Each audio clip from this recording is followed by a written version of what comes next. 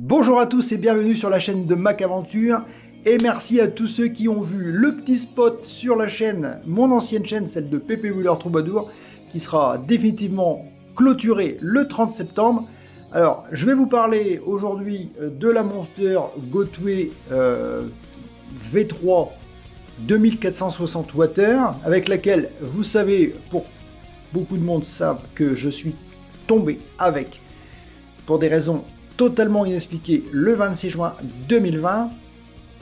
Aujourd'hui, toutes les investigations qui ont pu être faites sur la machine, autant de ma part, autant en accord avec mon vendeur en Chine, n'ont absolument rien donné de concret, puisque pour l'instant, on est toujours un peu dans l'inconnu. Aujourd'hui, la machine refonctionne.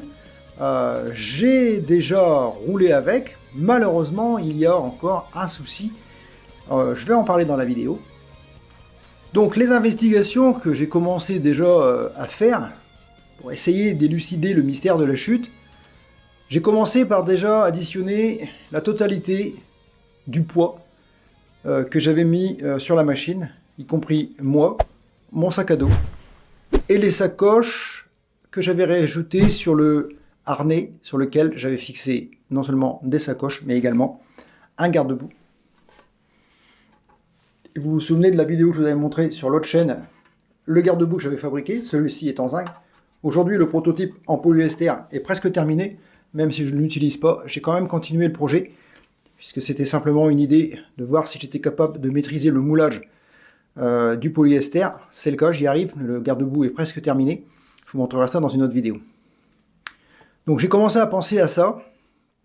Donc au niveau du poids, on va dire, rien d'anormal, puisque au moment de la chute, j'étais à 117 kg 950. Donc la machine est totalement capable de porter ce poids, puisqu'elle est donnée à 120 kg. J'étais pas en effort à ce moment-là, puisque j'étais sur un morceau de route plutôt plat, plutôt descendant, plutôt avec le vent dans le dos, avec une batterie qui était relativement pleine, puisque c'était le départ d'étape, 34 km 500 du départ. La température moteur était correcte, puisqu'on était à 40 degrés, ce qui est tout à fait normal. Donc, ça ne peut pas être ça qui a provoqué la chute. D'autant que si c'était ça qui avait provoqué la chute, on est d'accord qu'elle aurait dû automatiquement redémarrer. Tout le monde sait très bien que ces machines, quand on leur demande plus qu'elles sont capables de vous donner, elles vous mettent à terre en vous avertissant d'un bip sonore, ce qui n'a pas été le cas, et redémarre après la chute, forcément, à moins qu'elle soit détruite, mais sinon, s'il n'y a pas trop de bobos, elle va redémarrer, c'est simplement une surcharge et elle remet en route. Donc ça, c'est la première hypothèse, je vais l'écarter tout de suite, puisque ça ne peut pas être ça. La deuxième hypothèse, on revient un peu sur la première, en fait, avec cette histoire de sacoche, cette histoire de garde-boue. J'ai pensé aussi que peut-être que le fait d'avoir le garde-boue à l'arrière de la machine a empêché l'air de circuler à l'intérieur de la coque où se trouve le radiateur en aluminium de la carte mère, qui n'était plus du tout, peut-être plus suffisamment au moins refroidi par l'air qui circule à cet endroit. Que justement ça a freiné le débit d'air, puisque on crée une Monster, l'air peut traverser complètement la machine. Donc c'était une explication, mais pareil, ça a été vite écarté, puisque la température au moment de la chute n'était que de 40 degrés, ce qui est tout à fait normal, les ventilateurs tournaient à ce moment-là. Donc pour les mêmes raisons, une surcharge de température, tout le monde le sait aussi, la machine va forcément émettre un bip de surtempérature, et va vous prévenir avant de vous jeter à terre, et va vous faire, ça vous laissera le temps de vous arrêter, d'attendre que l'on refroidisse et de repartir. Tout le monde ça le sait très bien, et là ça n'a pas été le cas non plus, aucun avertissement, ni sonore, rien. Donc, et après la chute, je vous rappelle quand même qu'elle n'a jamais redémarré.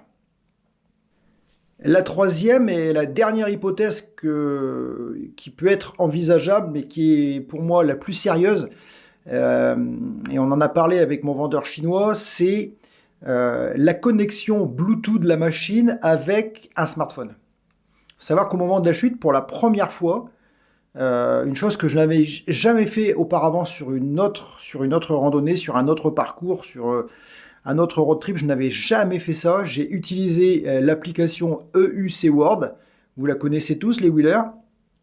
Cette application permet d'avoir des statistiques sur la machine, la température, la vitesse moyenne, la batterie du téléphone, la batterie de la machine, la température, enfin, toute une série, vous cochez ce que vous voulez, vous avez des informations qui vont vous être données, et ça, c'est vous qui choisissez la fréquence, si vous voulez que ce soit toutes les 5 minutes, 10 minutes, 15 minutes, 1 heure, 2 heures, 5 km, 3 km, 10 km, 20 km, enfin voilà, c'est à vous de choisir. Moi, j'avais mis, pour le départ de la course, j'avais mis un rappel des stats toutes les 15 minutes, et je l'aurais changé après, c'était simplement pour voir si ça fonctionnait bien. Et effectivement, ça fonctionnait bien, puisque peut-être 1 minute avant la chute, elle m'avait annoncé les stats. C'est pour ça que je me rappelle très bien de la vitesse à laquelle je roulais. La machine me donnait les stats, 31 km/h de vitesse, 40 degrés de température. La batterie était 94%. Il n'y avait vraiment aucune explication pour qu'elle chute. Donc les vendeurs chinois mettent en cause, entre guillemets, sans pouvoir le prouver, que la connexion Bluetooth avec le téléphone aurait pu provoquer un bug du système de la carte mère qui aurait créé un dysfonctionnement et qui aurait carrément neutralisé un composant de cette carte mère qui l'aurait empêché de redémarrer et qui m'aurait, sans prévenir, jeté au sol. Donc, au jour d'aujourd'hui, on n'en a aucune certitude. Moi, je vous dis quand même, prenez-y garde. Ça m'est arrivé, ça peut vous arriver. Donc, c'est une évidence. On ne peut pas le prouver pour l'instant. Peut-être qu'on pourra par la suite, mais pour l'instant, on ne peut pas. Il faut savoir qu'il y a eu des machines, la marque Rockwell, qui avait ce qu'on appelle, je ne me rappelle plus du nom, la Rockwell... je ne sais plus le nom, une belle petite machine qui fonctionnait bien. Il y avait eu des bugs informatiques au niveau du Bluetooth. Il faut savoir que cette machine, on ne pouvait pas connecter le Bluetooth en roulant, elle vous jetait à terre. D'ailleurs, elle n'existe plus, cette machine-là, on ne la voit plus sur le marché, je ne me rappelle plus du nom. Enfin bref, vous comprendrez certainement de laquelle je parle. Rockwell, ils n'ont pas eu tellement de modèles, ça sera facile de retrouver laquelle. Voilà, donc ça, c'est une des explications. Aujourd'hui, depuis que la machine, la carte mère a été remplacée, au total, j'ai dû faire une trentaine de kilomètres avec. Hyper protégé, puisque maintenant, je ne vous cache pas que même si le plaisir de monter sur la machine, pour moi, reste entier, quand je suis dessus, je serais presque à oublier que j'ai chuté, mais presque seulement, parce que dans un coin de ma mémoire, il reste quand même une trace de la chute, et je vais dire que j'ai peur. Voilà, tout simplement, j'ai peur de rééditer la chute, notamment quand je suis en ville, et que je suis dépassé par un bus, par exemple, ou des voitures, où je me dis, pourvu qu'elle ne me coupe pas à ce moment, parce que j'ai pas envie de passer sous les roues d'un bus, ou d'un camion, ou d'autre chose. Donc, vous voyez, je suis plus du tout serein pour rouler avec cette machine-là, même si je me suis dit, je vais la conserver, je vais continuer à rouler avec pour aller au boulot. Je ne sais pas encore dans quelle position je vais me positionner. Est-ce que je vais continuer à rouler? Je vais m'équiper comme un hockeyeur avec des protections partout et je vais continuer à rouler avec. Est-ce que c'est le but? Est-ce que c'est pas le but? Je ne sais pas encore. Pour l'instant, je suis un peu dans le flou total. Je pense que le premier souci, ça va être de la remettre en route puisque là, elle fonctionne, mais elle a un problème. La nouvelle carte mère qui a été envoyée par mon vendeur en Chine est beaucoup plus élaborée que celle qu'il y avait dessus. On avait cette carte mère sur la machine qui est vraiment une carte mère basique de Gateway Monster. Alors si vous faites un petit peu des recherches, vous allez voir de toute façon que cette carte mère, déjà, n'a aucun impact, c'est-à-dire elle n'a aucune trace visible qui pourrait prouver qu'elle est en court-circuit. Et ce qui est assez surprenant, et si vous voulez faire des recherches, vous la mettez bien ici en gros plan, vous pouvez bien la voir. Par hasard, en recherchant un peu sur le net, j'ai découvert que cette carte mère équipe également la Gateway Nikola 84 volts. Alors, j'ai pas trouvé d'informations concernant une Nikola 100 volts, j'ai arrêté les recherches, peut-être que ça existe. Alors, si on prend la photo de la carte mère qui est vendue sur les sites chinois pour mettre sur la Gateway Nikola, c'est exactement cette carte mère. Tout correspond, même les références du système Bluetooth, tout correspond. Donc je me pose la question, pourquoi sur une Gateway Monster V3, qui est de l'année 2019, fin 2019, puisque je l'ai eu fin 2019, pourquoi cette machine-là a été équipée avec une carte mère de Gateway Nikola? La carte mère de la Gateway Monster, vous allez la voir, je vais la montrer dans la vidéo, c'est pas du tout la même. Surtout la nouvelle génération. Donc mon vendeur chinois qui m'a donc envoyé en garantie une nouvelle carte mère. C'est une carte mère, encore une fois, pas du tout la même, mais qui ressemble totalement à la carte mère qui est installée sur la M Super X Pro, c'est-à-dire la dernière génération de M Super X. Et là, on a bien la grosse carte mère avec les deux petits transformateurs pour la basse tension. On a des connectiques, beaucoup plus de connectiques que sur celle-ci. Hein. Celle-ci, on a très peu de connectiques. Hein. D'ailleurs, quand tout est branché, il n'y a pratiquement plus d'espace de disponible. Pratiquement toutes les connectiques sont utilisées.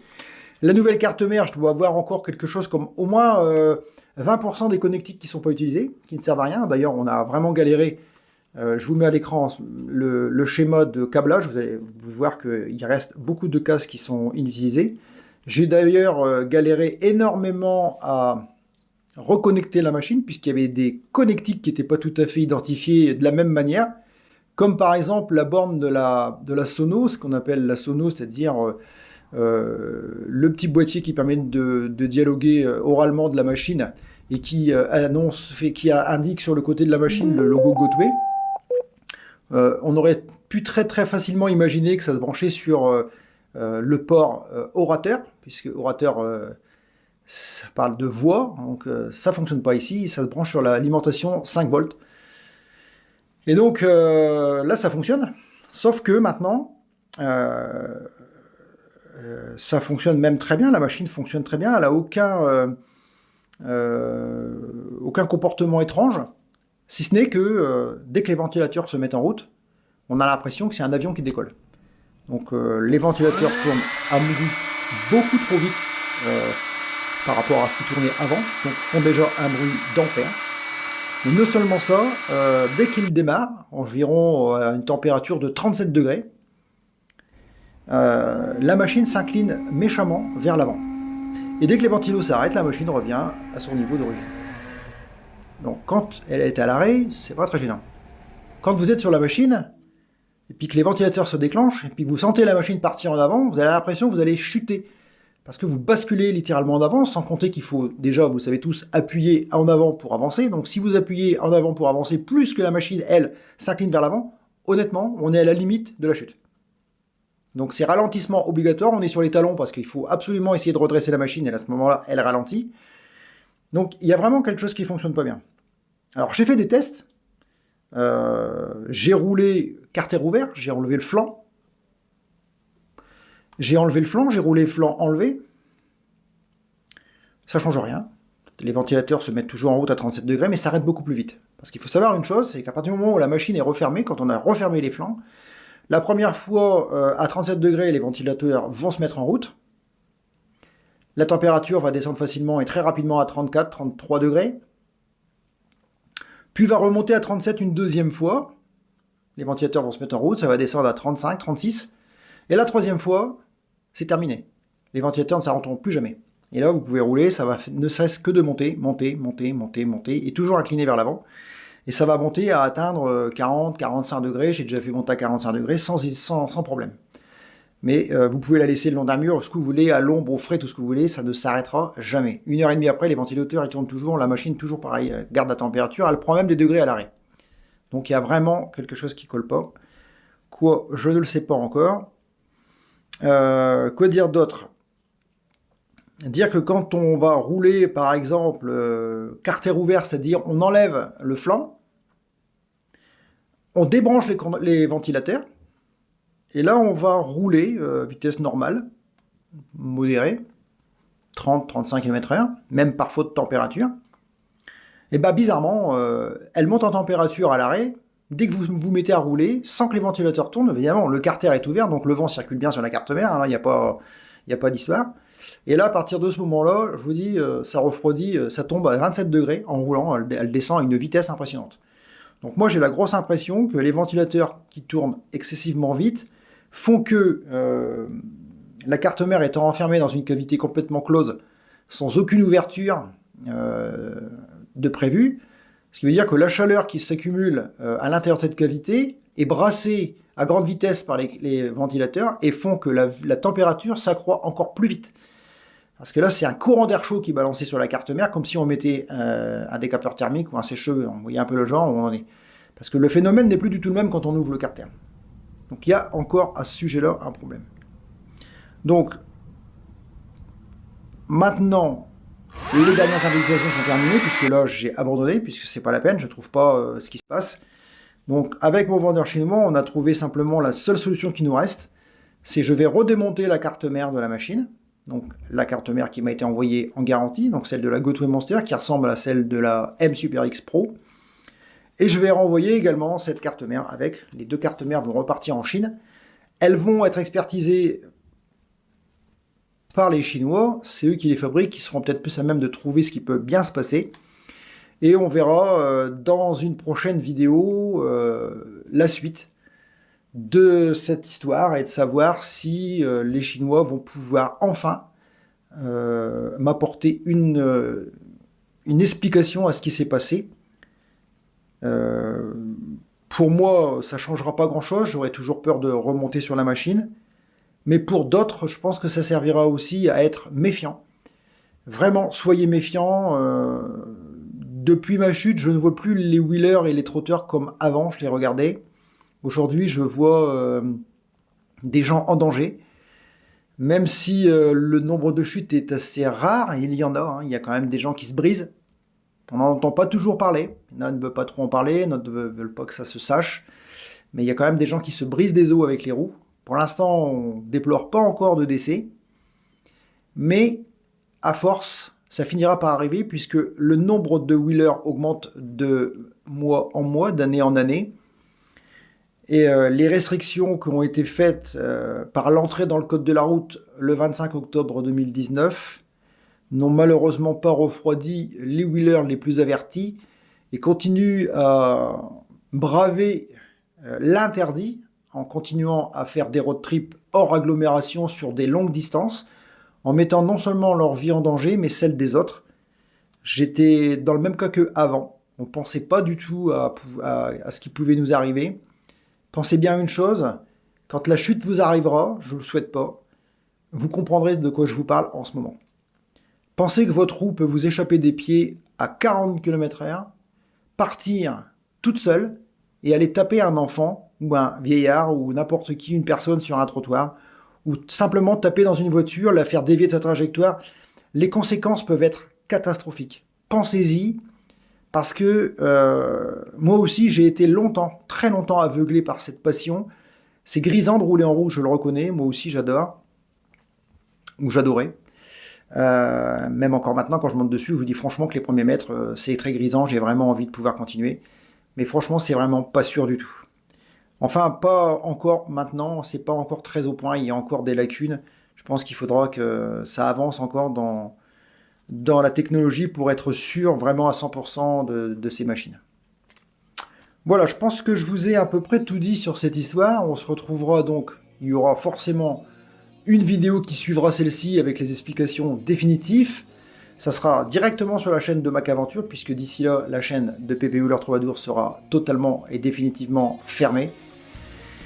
Et bien, on se retrouve très très vite pour des nouvelles vidéos sur la chaîne de MacAventure. J'espère que j'ai pas été trop long. N'oubliez pas de vous abonner, n'oubliez pas de mettre un like si la vidéo vous a plu et surtout n'oubliez pas d'activer la cloche si vous ne voulez pas manquer les futures vidéos. Je vous dis à tous, ciao, bye bye.